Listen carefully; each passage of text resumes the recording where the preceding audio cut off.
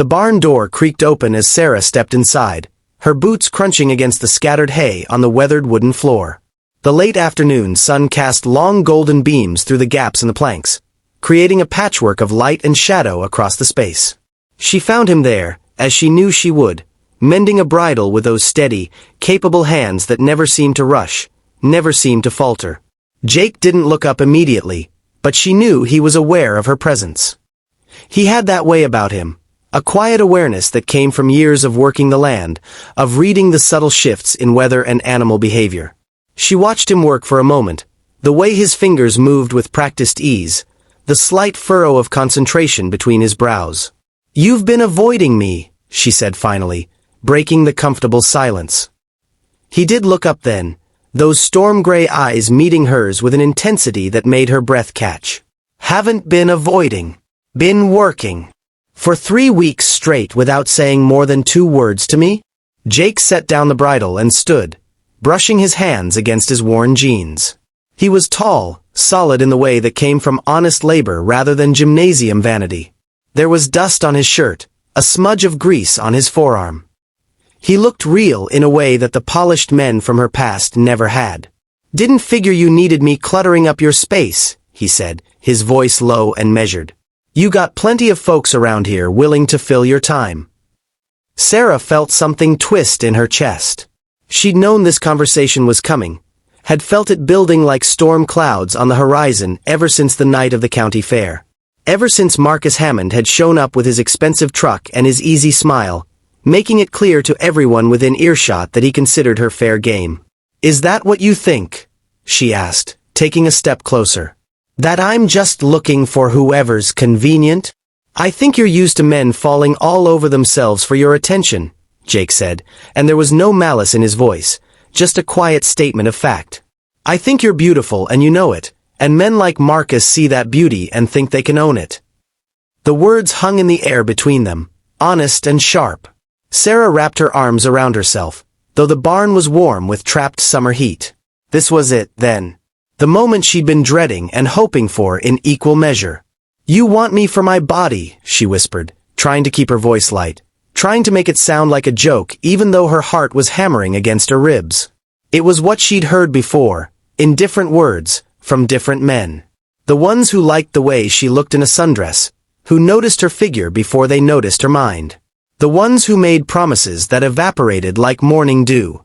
Jake crossed the space between them in 2 long strides, close enough now that she could see the flecks of gold in his gray eyes, could smell the honest scent of leather and hay and hard work that clung to him. "No," he said, and his voice was rough with something she couldn't quite name. "I want you because you don't beg." Sarah blinked, thrown off balance by the unexpected answer. "What?" He reached out then, his calloused hand gentle as it cupped her cheek, thumb brushing across her skin with a reverence that made her eyes sting with sudden, unexpected tears. "I've watched you these past 6 months since you came to work the ranch," he said. "Watched you muck out stalls without complaining when the other hands tried to stick you with the worst jobs. Watched you fix that fence in the north pasture in the rain because it needed doing and you don't wait around for someone else to handle your responsibilities. Watched you stand up to Tom Preston when he tried to shortchange you on your wages, not raising your voice, just standing firm until he backed down." He paused, his eyes searching her face like he was memorizing every detail. "You don't beg for respect. You don't beg for fair treatment. You don't simper or play helpless to get men to do things for you. You handle your business, you keep your word, and you don't ask anyone to carry your weight." Sarah felt the tears spill over then, hot tracks down her dusty cheeks. She hadn't realized how much she needed to hear those words, how tired she was of being valued for the wrong things. "Marcus Hammond and men like him," Jake continued, his voice softer now. "They want you because you're pretty. They want you because having you on their arm makes them look good, makes other men jealous. They want you the way a man wants a trophy, something to display and show off." "And you?" she managed to ask, her voice barely above a whisper. "I want you because when that storm hit last month and half the roof came off the equipment shed, you were out there in the rain with the rest of us, hauling tarps and hammering boards. I want you because you sat with old man Henderson's daughter when she was having her baby, stayed up all night even though you had to work the next day. Because someone needed to be there and you don't turn away from people who need help. He brushed another tear from her cheek, his touch impossibly gentle for such work-worn hands. I want you because you know how to be alone without being lonely. Because you don't need constant attention or validation. Because when you give your word, it means something. Because you treat the horses and dogs with the same respect you give to people. Because you laugh at terrible jokes and you're not afraid to get dirty and you can outride half the men on this ranch. Sarah let out a sound that was half laugh, half sob. Jake. I'm not good with words, he said, a slight smile tugging at the corner of his mouth. And I know I'm not much to look at. I don't have a fancy truck or a college degree. I got dirt under my fingernails most days and I smell like horses more often than not. But I see you, Sarah. Not just what you look like, but who you are. And who you are is someone who doesn't need to beg for anything because you're willing to work for what you want. She reached up and covered his hand with hers, pressing it more firmly against her cheek. You think you're not much to look at? She asked, finding her voice again. Jake, you're the first man I've met in years who looks at my face when he talks to me. Who asks my opinion about things that matter.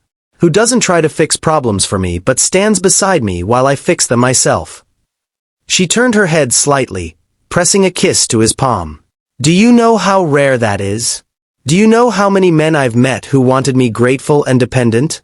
Who got angry when I didn't need rescuing? Jake's expression darkened. If any man ever. No, she interrupted gently. Nothing like that. Just the subtle things.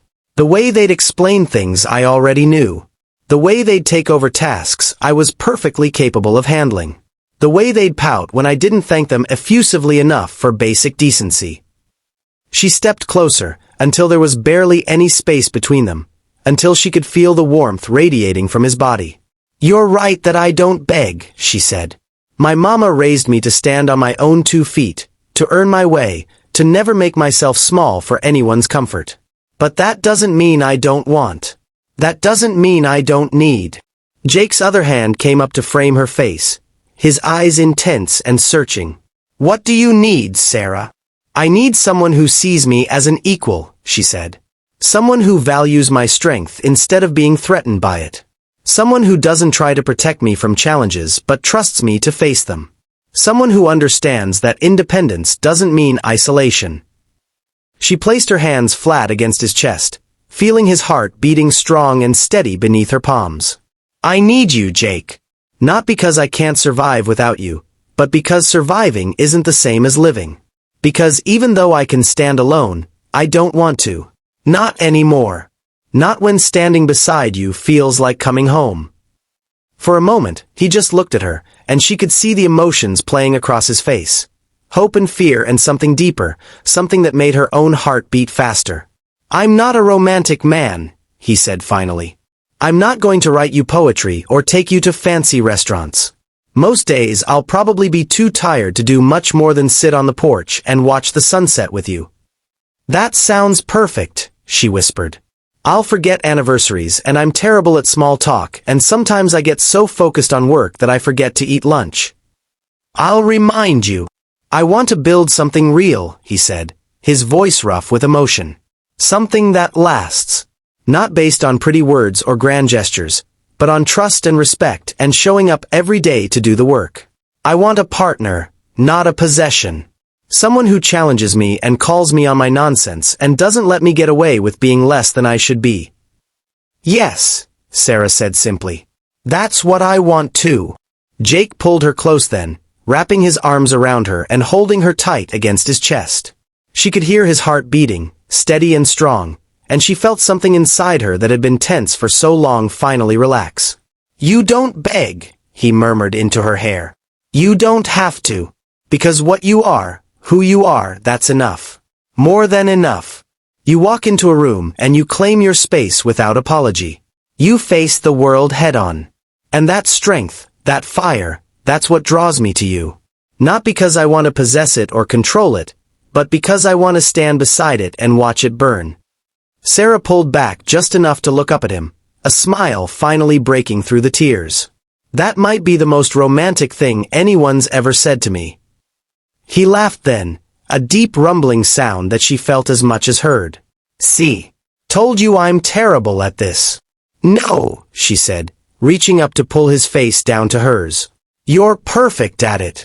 Their kiss was gentle at first, tentative, like they were both afraid of breaking something precious.